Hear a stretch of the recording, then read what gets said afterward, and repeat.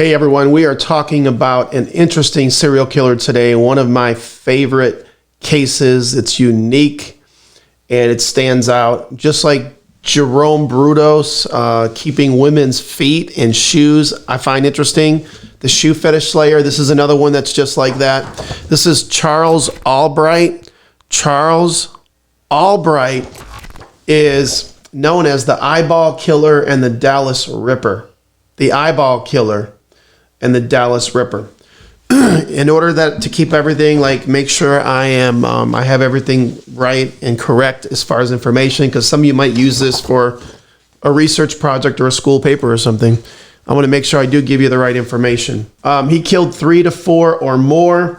Currently, Albright is 87 years old. He's not in great health. He is in a Texas prison still. Him and I have talked, and I will share some of that with you. But let's just back up. He was born in 1933, August 10th, 1933. He's old now. He's 87 years old. At 3 weeks old, he was adopted by a family that loved him, including the mother. He really loved his mother.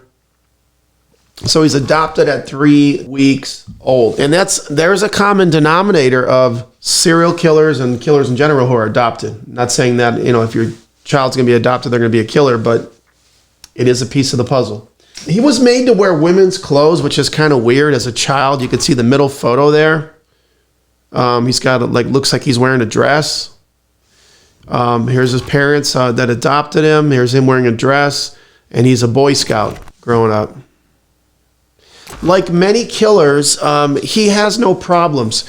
He doesn't look like a killer. He doesn't act like a killer. He's popular in his neighborhood. People love him. All right, he's loved by a lot of people. He goes to college. He's never played football before. He makes the football team. He's a good athlete. He's successful. He's probably I think he's the class president. So again, football star.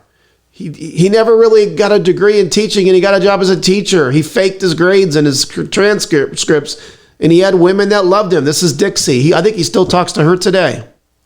So although he lives a normal life, he's not normal. There's this dark side of him. This is the same with Rader or anybody else we talk about, John Wayne Gacy and the whole group. So let me give you some dates and some facts, and let's kind of get up to where I'm going here.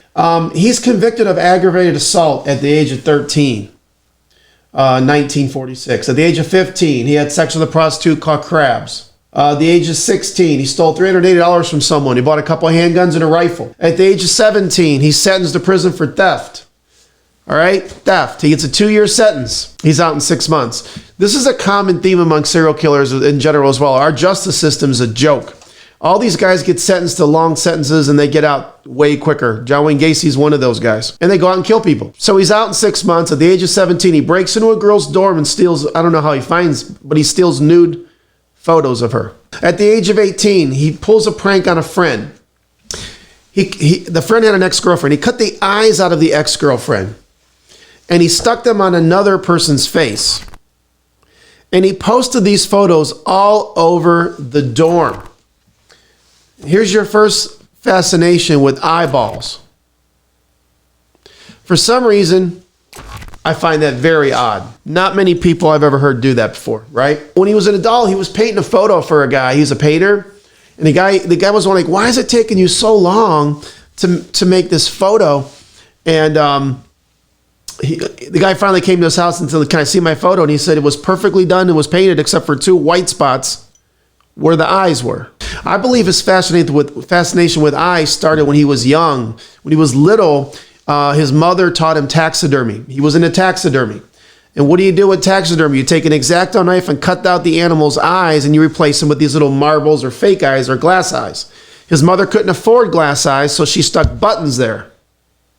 So imagine him cutting the eyes out as a little child, and then he would go to the store where they sold those eyes, and he would just stare in the window. Like the kid Ralphie with the BB gun, the Red Ryder BB gun. He's fascinated, and he's staring at the eyes. I believe it started there.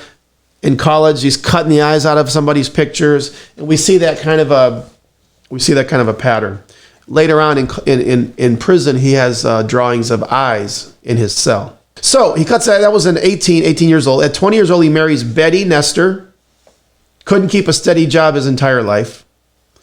From 54 to 71, from the age of 20 to 37, after he got married to the age of 37, he got arrested a ton of times, multiple times for theft, forgery. He's expelled from college. He forges grades. He forges transcripts.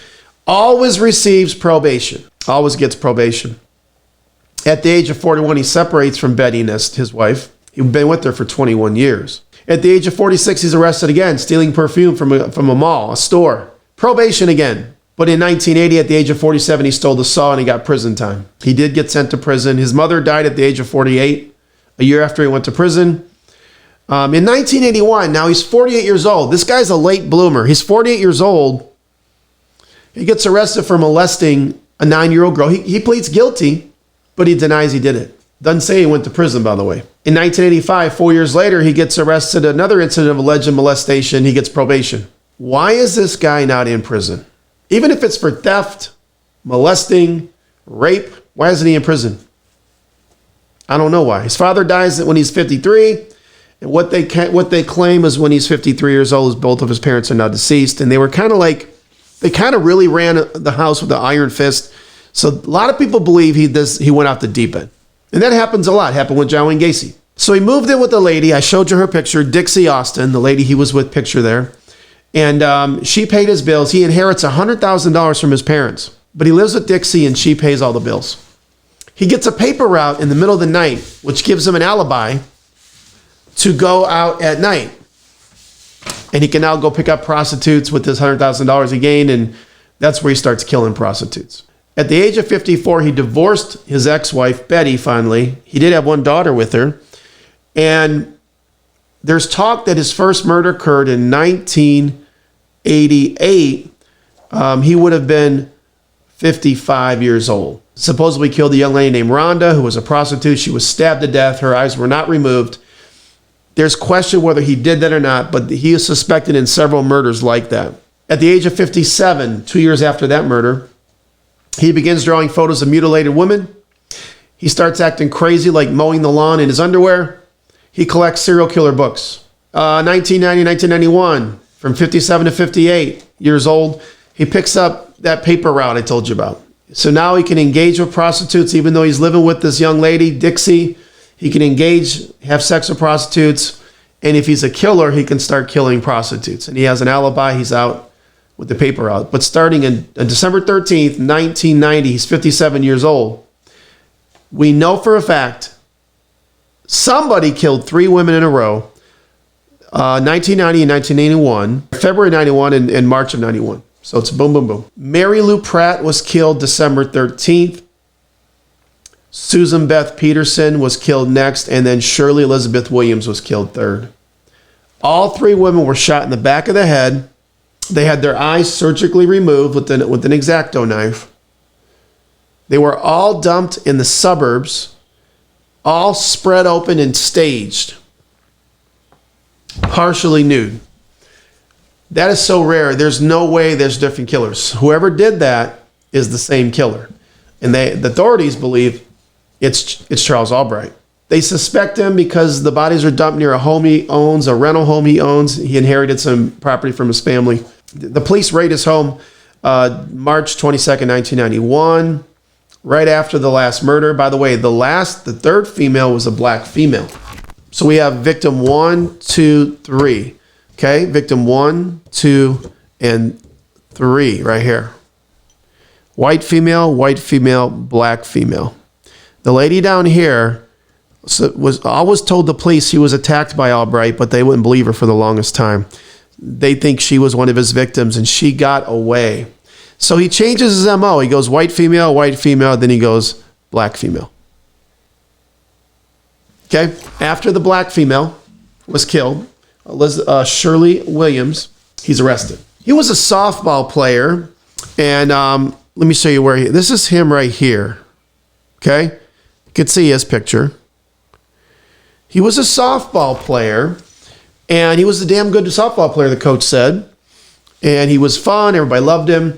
One time, a couple prostitutes rode by, and somebody made a joke to him like, "Hey, Charlie, you ought to go get yourself a prostitute." And he got really upset. He said, "I hate prostitutes." and I really like to kill him. And they said they couldn't believe that because he was a nice guy. Like, imagine you're playing softball and somebody says, I wish I could kill those prostitutes. Here's an example of what the victims look like, staged, laid out, and dumped. Here's the removal of the eyes of victim number 1. Autopsy photo. Some of the drawings from the autopsies.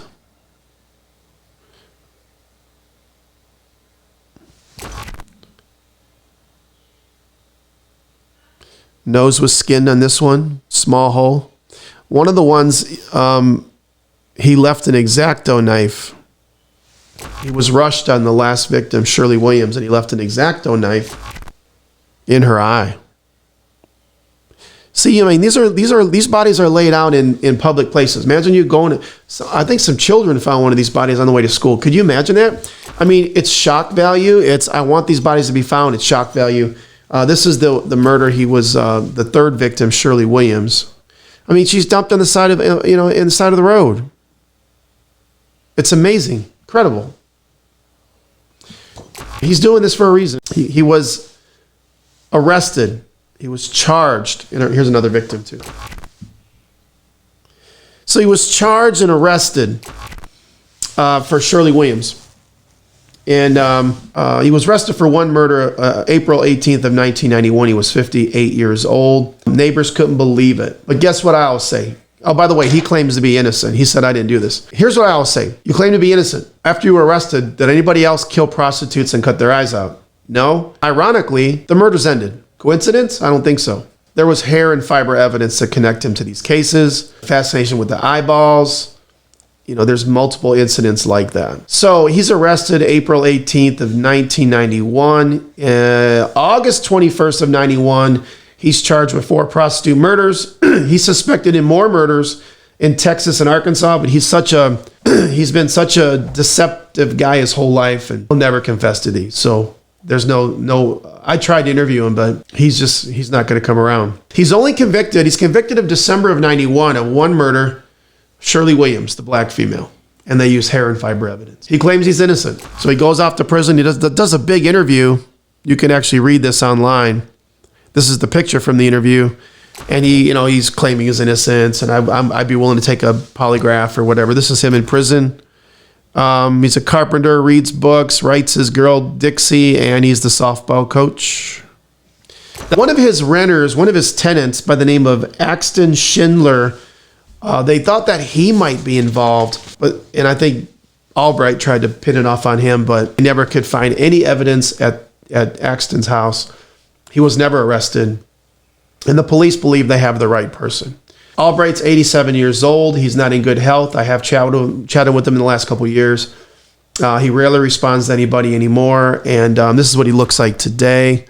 And I imagine we'll have news out soon that Charles Albright will be deceased. And so Charles Albright, one of the most fascinating cases in history, the eyeball killer, the Dallas Ripper, charged with 3 or 4 murders, suspected of maybe up to 10 in multiple states, Texas and Arkansas. Again, like many serial killers, distanced himself from the case. He doesn't want to talk about the murders. He's claiming he's innocent.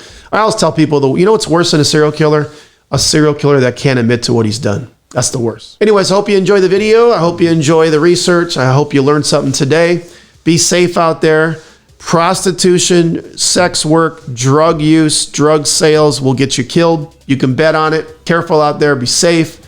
Like the video. Please comment your thoughts. Subscribe to my channel. Share it to all your social media pages. And do me a favor, hit the notification bell so you don't miss any videos, because we have so many more coming for you. Thank you so much, you guys. God bless you.